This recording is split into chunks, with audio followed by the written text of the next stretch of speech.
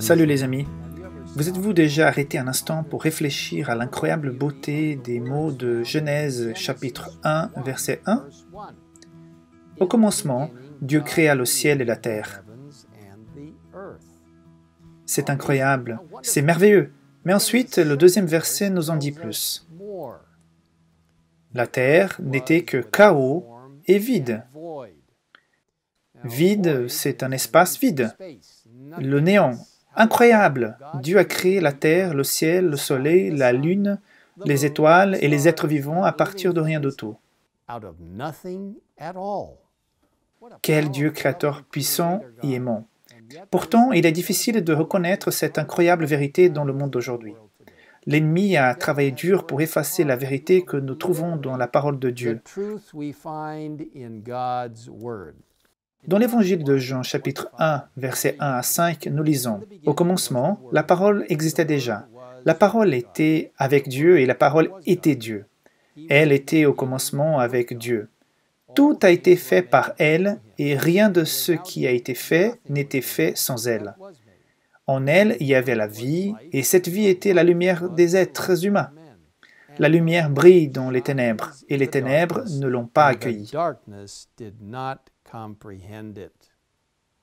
Cependant, aujourd'hui, Dieu nous invite par sa puissance à être les lumières dans ce monde, pour faire savoir au monde qu'il existe un Dieu créateur qui nous a créés, qui nous aime, qui est mort pour nous et qui un jour, bientôt, reviendra pour racheter les siens. Pour comprendre pleinement le Créateur, il est important d'être dans la nature, où nous pouvons observer et apprécier sa création. Dans le merveilleux livre Les Paraboles de Jésus, on lit ce qui suit. C'est ainsi que la création nous familiarise avec son auteur. La nature est le précieux manuel que nous devons utiliser avec les Écritures pour faire connaître le Seigneur et ramener à la bergerie les brebis égarées.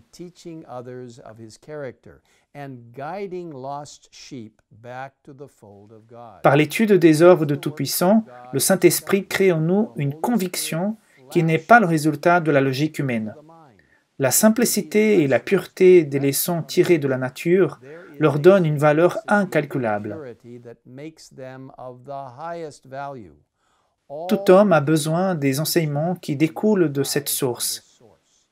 Les beautés de la nature éloignent l'âme du péché et des vanités du monde pour l'attirer vers la paix, vers la pureté et vers Dieu. Ainsi, leurs facultés mentales se fortifieront, leurs caractères se développeront et leur vie s'ennoblira. Mes amis, ce samedi à venir a été désigné le sabbat de la création, un bon moment pour réfléchir à la beauté de la création de notre Créateur. Cette journée mondiale de célébration de la création est organisée par le Geoscience Research Institute, une institution de l'Église adventiste du 7e jour est spécialisée dans la recherche originale et l'étude de la littérature scientifique et biblique. Sur le site creationsabbath.net, vous trouverez de nombreuses et merveilleuses ressources pour vous aider à célébrer cet événement. En conclusion, j'aimerais partager avec vous une courte mais belle vidéo de ce site intitulée « Le chant d'amour éternel de Dieu ». Célébrons ce jour spécial, le sabbat de la création. Que le Seigneur vous bénisse aujourd'hui et dans les jours à venir, en vous rappelant qu'il est notre Créateur, notre Rédempteur et notre ami.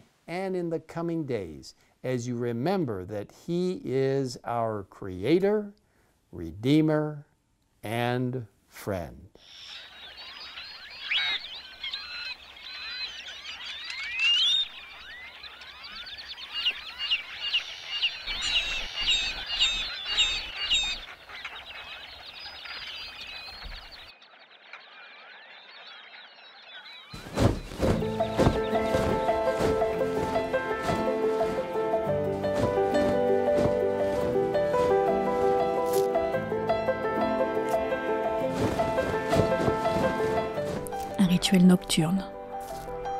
À la fin de chaque journée, alors que le soleil couchant étend ses ombres ombrées à travers un ciel de quartz rose, ils se rassemblent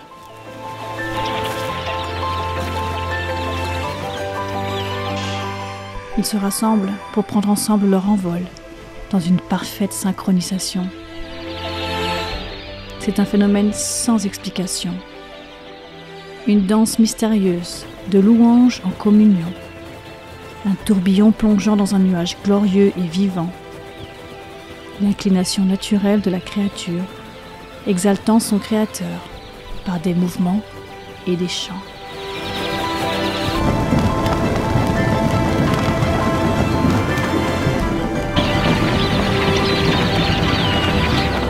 La nature est le chant d'amour éternel de Dieu.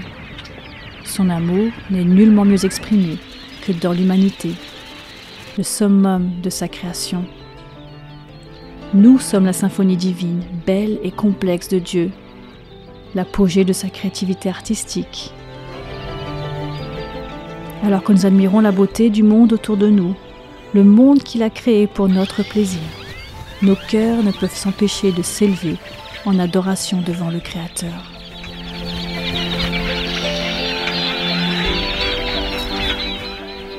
Encore et encore, il nous dit, à travers les œuvres qu'il a créées, qu'il nous aime, qu'il désire communier avec nous, qu'il ne nous laissera pas, qu'il ne nous abandonnera jamais.